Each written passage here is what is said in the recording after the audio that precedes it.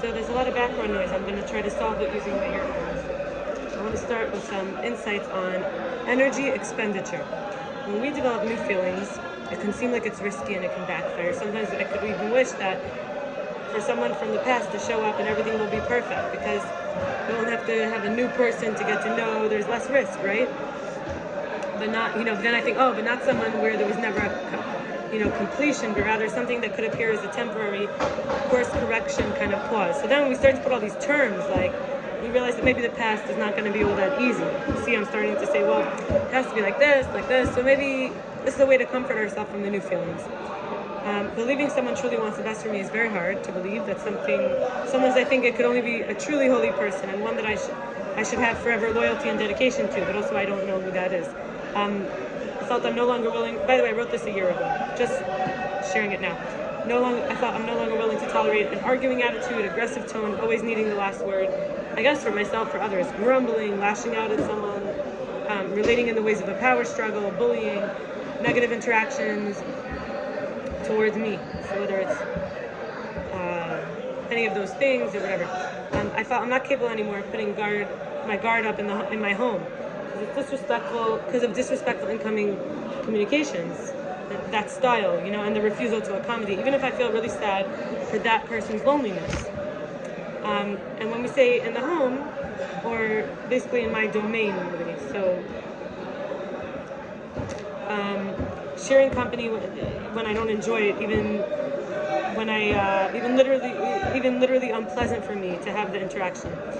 When it's about over-explaining, repeating, clarifying again for someone in the hopes that this time they'll get it, change their behaviors, their beliefs, their choices. I also, beating myself up for what I've done. Or we could say overly berating or belittling, right, ourselves. Also, God made me a great fighter, but fought for me when I couldn't fight, when I was out of commission, or I gave up the fight, or I lost my will to fight.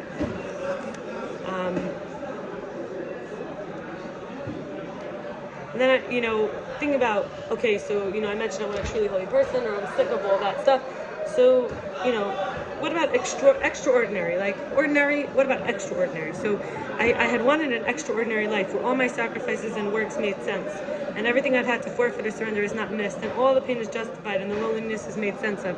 And why would that be extraordinary? So as we learn how to alter our energy agreements, so this is something that they taught me, that, loneliness, life is not fair, or you have to be lonely sometimes, or you have to forfeit or surrender, or that some stuff you do is for nothing. So basically, we could have an extraordinary life if we believe in it.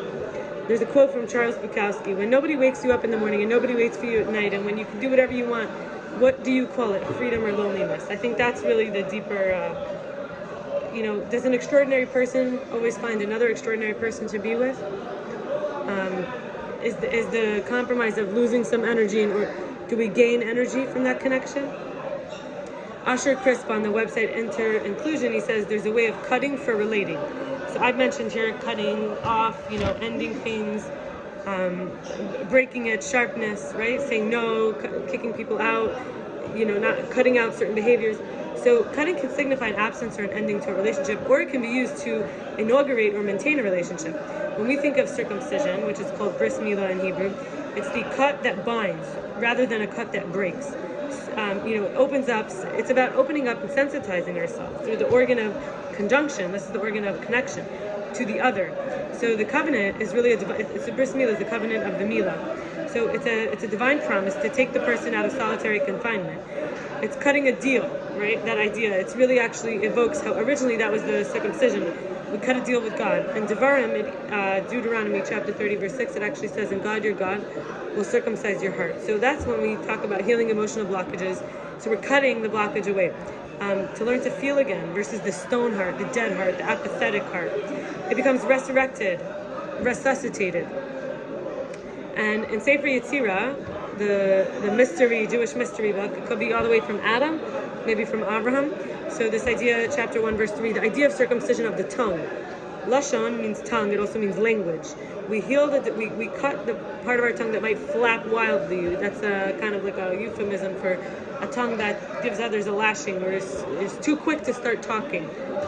or says things without thinking. Or maybe it's tongue is a double-edged sword. Maybe it's too sharp. So we heal the divide and disconnect of a speaker to the receiver. So conversing where it resonates. In other words, we address the other sensitively and reliably. So all three. There's creativity or reproduction, emotion, and language. These are three types of circumcisions. So threefold knot of relating, heartfelt communion, and fruitful productivity via these self-enhancements. So here we're saying this cutting is a self-enhancement. It's a refining. So I become other, becoming then open to the other.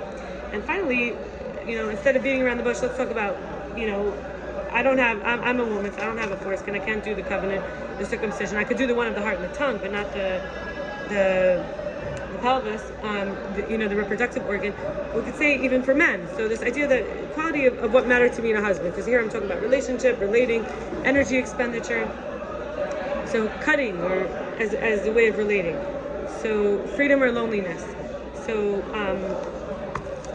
this is what I want to share. He asks me if I want anything, doesn't wait for me to have to ask for everything, and appreciates when I'm direct about what I want. Is capable of giving honest feedback, not playing games and trying to be dramatic in his reactions to appear different than he really is, because he thinks it makes him look better or be more likely to get his way. Takes care of his possessions, treats his clothes and personal items with care. Lives with order and cleanliness, makes sure his stuff is organized and everything has its place. Owns his desire to know me, be with me, spend time with and nurture one another. Listens to me, encourages and validates and reassures and affirms me. Has the ability to be creative in a conflict and find dynamic ways to connect and bridge the gap when there's a divide or a misunderstanding. Says my name, positive words with a smile, with a good demeanor, in a loving way that makes me feel warm and special. Will take care of his tastes, activities, chores proactively, so he'll have free time to give me attention and be present with me, seeing to any needs I may have, and give also his undivided focus. Dresses in a way that suits him and wears proportional clothing, good hygiene, does small gestures and gives small gifts to show me that he cares about me and that I'm on his mind, that I matter to him. Appreciates my time and energy, respects my presence, raises me up, and is concerned about my well-being. Scouts out locations or basically checking things out before we meet, even before I arrive if possible, and plans and investigates beforehand to make sure it'll please me, I'll enjoy, and that it's safe. And the last topic I really would love to share is about this body, specifically this Shayna body. So I did have a therapy with a woman named Tamara Carruthers, and we talked about this body. So I'm speaking here about a husband body and other. So I want to talk just about the body, and we'll continue next time with other topics. So for today, so seeking approval from a man, even addictively because of neglect or overcompensating with behaviors to be valued, mistaking that for offering something valuable, whether it's information, distraction, entertainment, to think I'm worthy of attention, and love that is not. So basically, it's the love that's not dependent on anything in particular. So there's an emotional responsibility and physically attending support and stability for myself, really, right? There's this anxious, fearful attachment, maybe unable to bond with a caregiver, terror, horror, failing to assert healthy boundaries, and then even being angry at myself for ignoring the red flags. I think my father really wanted to treat me like a boy. He probably wanted a boy. When I had short hair, I think he always did want a boy. The message I got as a child was that someone didn't care if I was safe or comfortable, and couldn't relate to me or show courtesy. And I think most people want something out of interactions and treat people as a means to an end. And in a way, I was always embarrassed of my father's deficiency in his maturity and his jealousy of children automatically getting attention and innocence and accommodations that's expected. Children get those things, right? And the thing about overeating, I felt like I inherited that sort of pattern from my parents, that it was like an inheritance that's not the real me, so that I could work with it and heal from it. And the same way they could have if they would have done the work, or paid attention to it, or try new things, break the cycle. How overeating clogs and fogs the system and makes it harder to listen to myself and my needs and my feelings that my body and my heart are trying to communicate with me. So it's how I really coped when I didn't have tools or a healthy environment to influence me, or when I didn't have the stamina and the motivation. So now that I do, I don't have to rely on that. So we'll stop with that, and I wish you all the best. Have a good night. Bye.